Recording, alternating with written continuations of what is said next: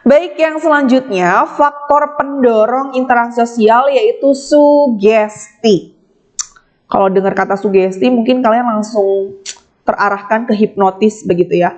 Karena memang sugesti ini adalah kegiatan di mana ketika diberikan pandangan, diberikan saran, arahan, orang yang menerimanya itu dalam keadaan tidak rasional atau dalam keadaan tidak berpikir panjang. Oleh karena itu, ada penyebab-penyebab kenapa orang mudah dengan sangat tersugesti. Yang pertama, orang yang memberikan sugestinya itu berwibawa, karismatik begitu ya, sehingga mudah iakan gitu oleh penerima sugesti. Salah satu contohnya mungkin orang tua kalian begitu ya. Yanda bunda juga mungkin bisa atau punya pengaruh kuat dalam kehidupan kalian.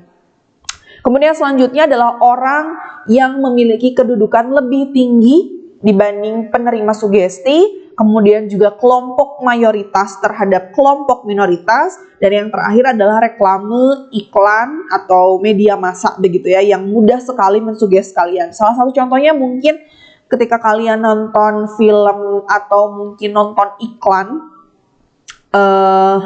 itu ada iklan Indomie begitu ya. Kayak yang enak banget, orang tuh nikmat banget makannya gitu ya, pedes gitu ya, berkuah, ada telurnya, ada cabenya misalkan begitu ya.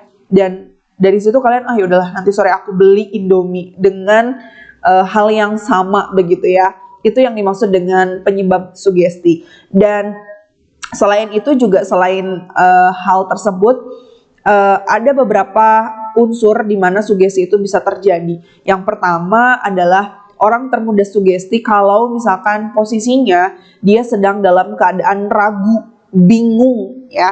Contohnya misalkan kalian lagi nonton iklan nih, kosmetik. Masa iya sih dia bisa putih dengan pakai merek itu dalam waktu 1 minggu? Nggak mungkin deh kayaknya. Kalian udah tahu itu kayaknya nggak mungkin. Tapi masa iya sih? Terus aja iklannya ditampilin sampai pada akhirnya kalian membeli karena penasaran, karena terlalu sering tuh iklannya. Kemudian yang kedua, mudah disugesti kalau misalkan pikirannya sedang terpecah belah ya, dalam keadaan galau, bingung, atau disebut dengan disosiasi begitu ya. Kemudian selanjutnya orang itu bisa gampang banget tersugesti kalau misalkan pikiran dia selain bingung, ragu begitu ya, dia juga dalam keadaan sedang tidak berpikir kritis. Artinya memang dia dalam posisi ya udahlah, aku ikutin saran kamu aja, ya bingung gitu ya.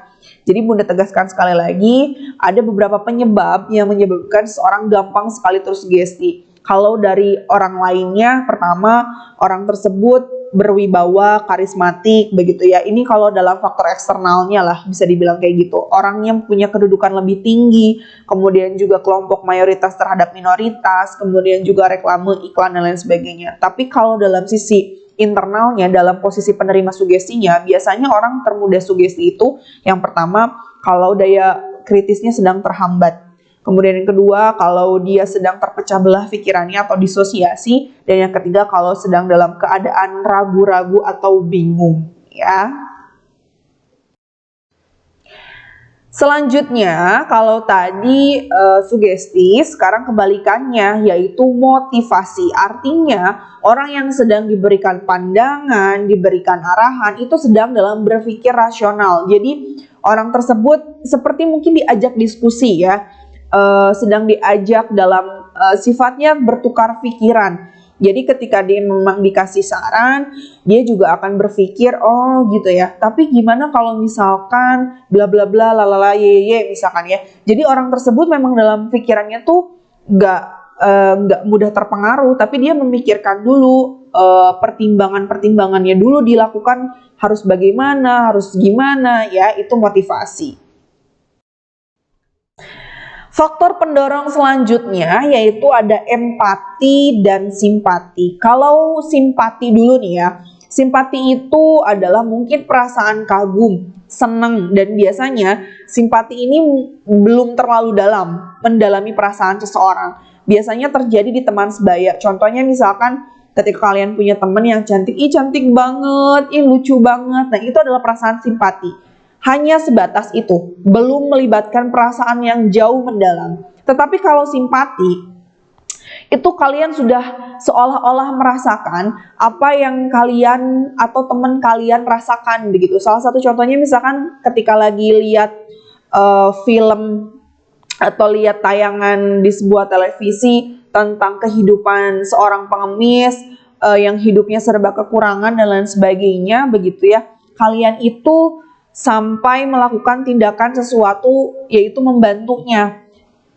Misalkan memberikan bantuan dalam bentuk sumbangan via online, atau misalkan dari situ kalian termotivasi untuk membantu pengemis-pengemis di luaran begitu ya. Itu yang dimaksud dengan empati. Jadi kalau simpati itu hanya about feeling, hanya berupa perasaan, ih bagus, cantik, aduh kasihan, hanya sebatas itu simpati. Tapi kalau kalian sampai melakukan sebuah tindakan di mana kalian memberikan memberikan tindakan yang sesuai dengan perasaan kalian, itu baru yang namanya empati. Biasanya kalau empati itu berkaitan dengan hal-hal yang sifatnya bantuan, kayak misalkan kalian ngebantuin salah satu korban bencana mungkin yang sekarang sedang terjadi di Beirut, Lebanon begitu ya. Kalian sampai memberikan sumbangan, menyisihkan uang kalian untuk membantu warga-warga di sana, itu udah termasuknya empati. Jadi kalian seolah-olah ikut merasakan, tetapi juga kalian melakukan tindakan begitu ya. Bun, bagaimana kalau misalkan kita lagi nonton di Gelora Bung Karno begitu ya, terus tim kesebelasan kita cetak gol, terus kita bilang yeay sambil tepuk tangan, itu simpati atau empati? Itu simpati. Karena Bunda ingatkan sekali lagi, biasanya kalau empati itu berkaitan dengan hal-hal yang sifatnya lebih ke rasa sedih, kemudian berkaitan dengan hal-hal yang sifatnya bantuan terhadap musibah begitu ya. Oke, sampai situ dipahami ya.